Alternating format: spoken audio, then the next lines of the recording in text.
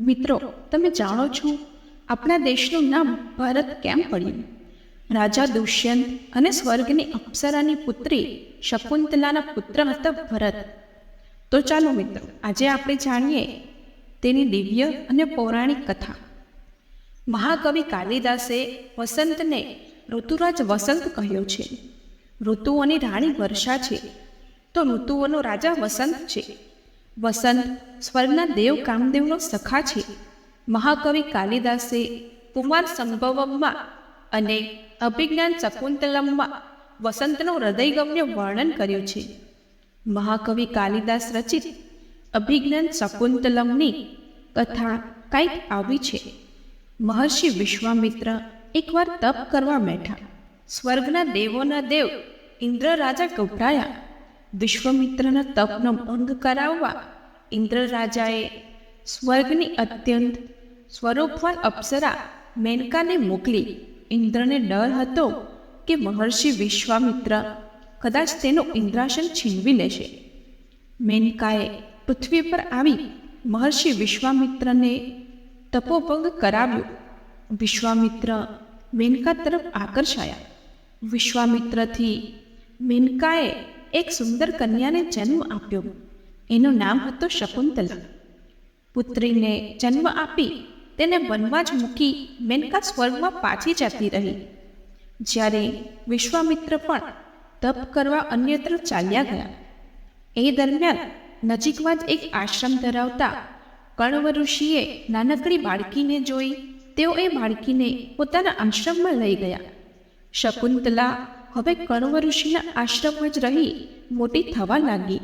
શકુંતલા એક મહાન ઋષિ અને અપ્સરાની પુત્રી હોવાથી અનુપમ સૌંદર્ય ધરાવતી હતી. તે હવે યુવાન બની ચૂકી હતી.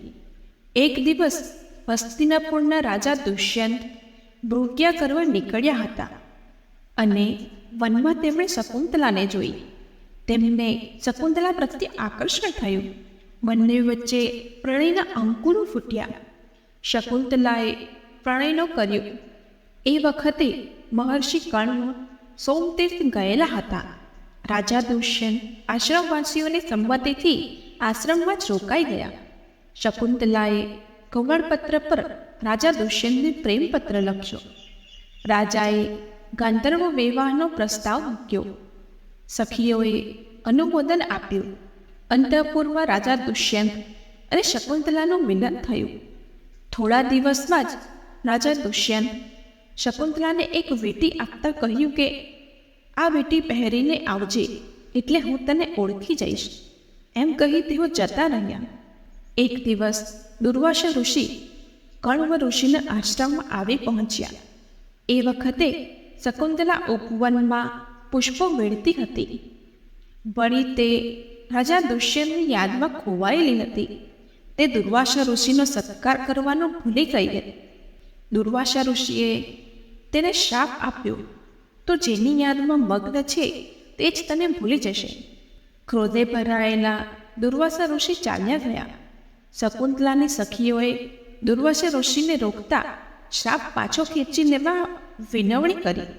દુર્વાસા ઋષિએ કહ્યું, શાપ પાછો ખેંચવો એ મુશ્કેલ છે, પરંતુ રાજા દુષ્યંતે આપેલી કોઈ ચીજ કે અલંકાર તે દુષ્યંતને બતાવશે તો રાજા દુષ્યંત તેને ઓળખી જશે.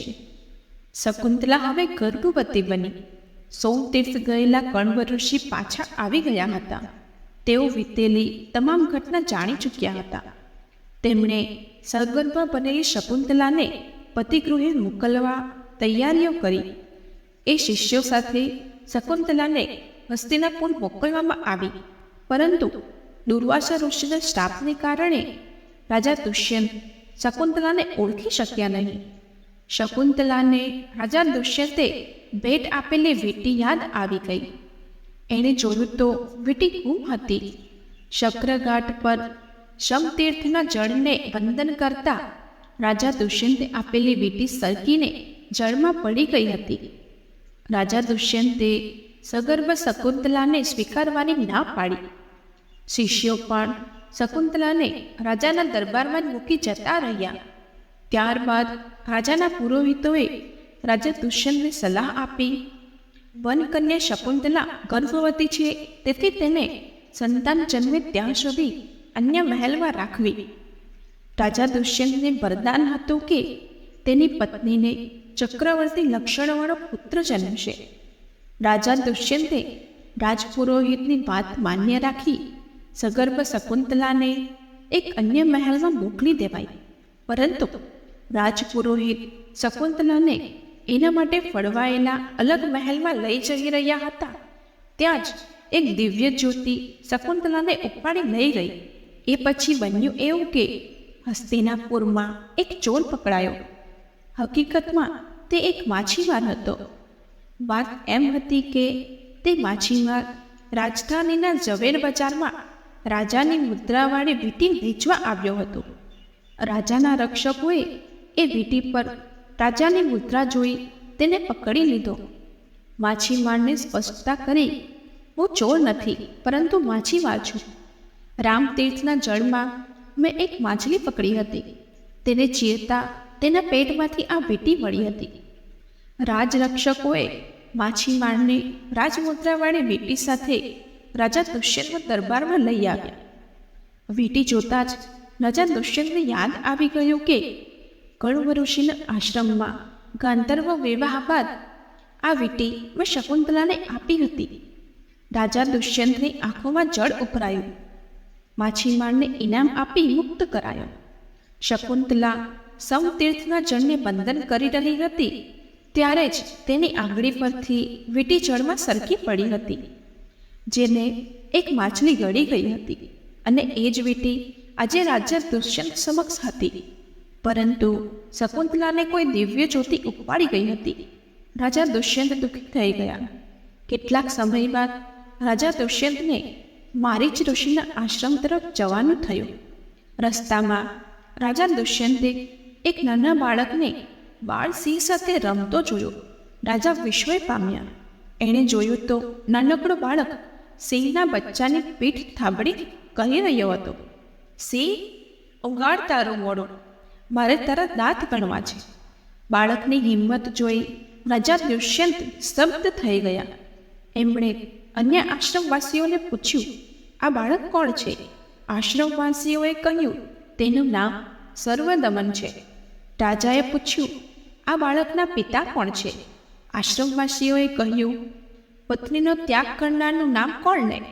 રાજા દુષ્યંતને ખ્યાલ આવી ગયો કે આશ્રમવાસી પત્ની શકુંતલાનો ત્યાગ કરનાર મારી જ વાત કરે છે. એ પછી રાજાએ અંદરથી આનંદ અનુભવ્યો. આશ્રમવાસીઓએ સમક્ષ શકુંતલા તેમની જ પત્ની હોવાનો એકરાર કર્યો. શકુંતલાને બોલાવવામાં આવી.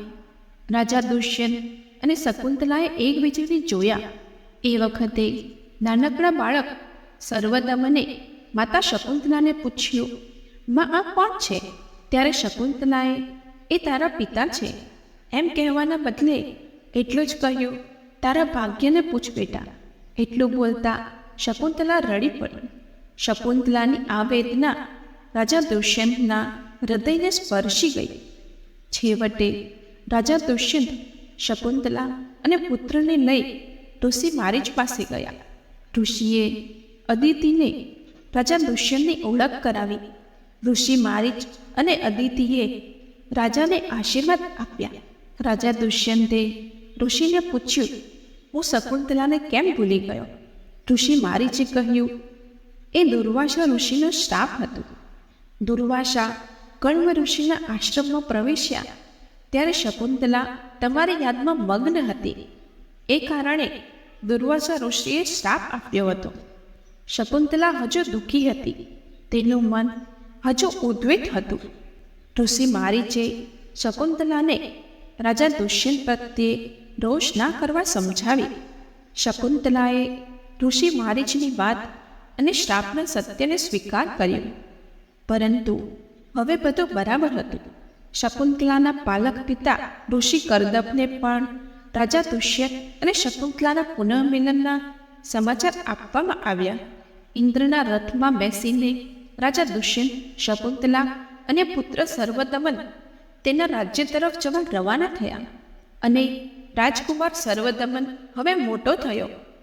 રાજા દુષ્યંતને વરદાન હતો કે તેમનો પુત્ર ચક્રવર્તી લક્ષણોવાળો હશે. એ વરદાન પણ સાચું પડ્યું. રાજા દુષ્યંત અને શકુંતલાનો પુત્ર સર્વદમન રાજગાદી પર બેઠો. તે રાજા ભરત તરીકે ઓળખાયા.